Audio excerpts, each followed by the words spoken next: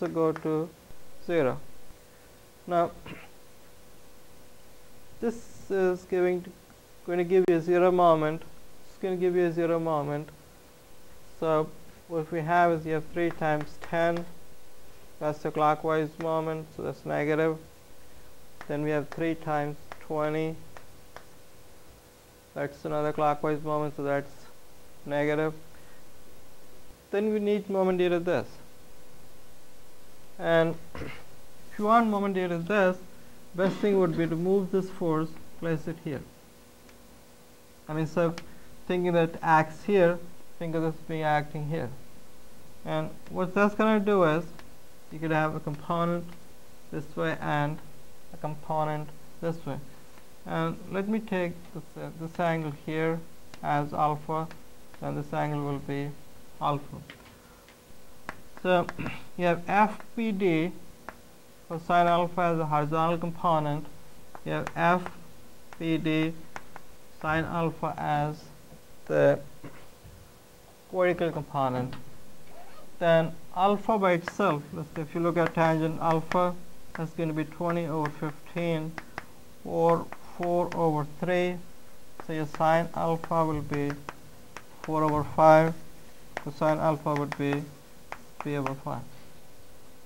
So in this equation here, this goes right through point E. So all you have is you have FBD sine alpha, which came out to be 4/5, and it's a distance of 15, and that should go to 0. It's counterclockwise, so that's positive. So that gives us FBD as 15, 5, and then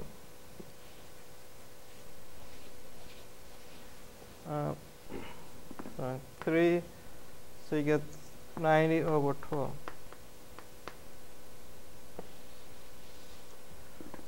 And that's also positive. And it's positive, so that's 7.5 kips, and that's in tension. That's the force FBD. Okay, now there's only one more force left, so we look at the box. And then there's a member going like this. There's a member here. There's a member here.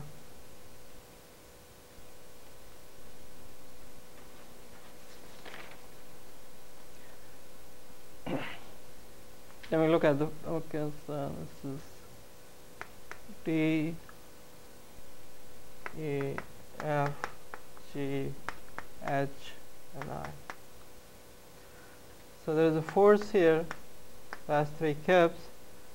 Then the section which I passed takes this member out, so there is a force here, F, G, E. Then we're taking this member out, so you'll have a force here, F, F, D. We're taking this member out, so you have a force here, F, F, H. Then we took this member out too, so you have another force here, that's F, F, I. We took this member out too, so you have another one here, that's F, G, I. So since every member has been removed, and the only member which is really left here was GF. So that's what you get as the free body diagram. Then this distance was 7.5 feet. This distance here was 10 feet. And I mean, there's a small trick in this problem. What you do is you sum the moment about I, that should go to 0. You sum this about this point, 0 moment due to these, 0 moment due to these, and the moment will be because of this and this. So you get 3 times 10, that's negative. You need moment due to this. We play the same trick as we did before.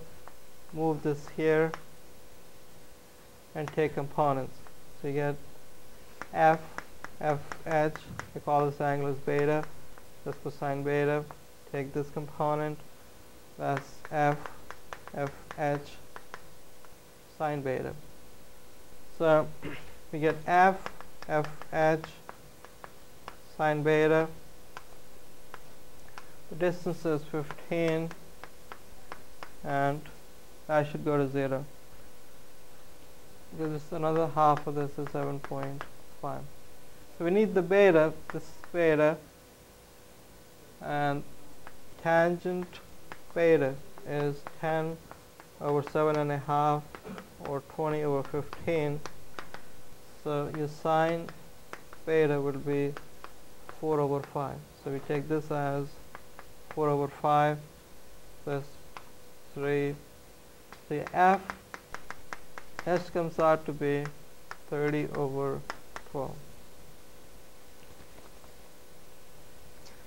And if you go to the number, it's going to be 2.5 kip positive, remains in tension. So I mean, this problem, yes. Well, the trick was, if I look at the free body diagram, you have 1, 2, 3, 4, 5 unknowns. Okay, so if you write your normal equations, sum of the force allowing x to be 0, y to be 0, and if you pick a point for the moment, you're going to have all 5 unknowns showing up in those equations.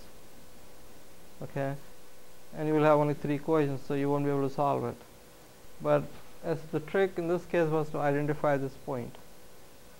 Because once you identify this point, well, this is the only point. When you choose this, then these two are giving you a 0 moment.